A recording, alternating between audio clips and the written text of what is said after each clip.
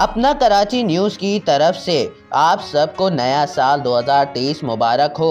उम्मीद है कि ये साल हमारे मुल्क की मईशत और सलामती के लिए अच्छा हो।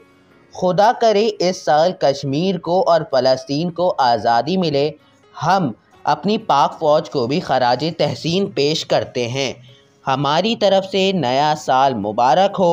Happy new year. खुदा करे आपका ये साल अच्छा गुज़रे।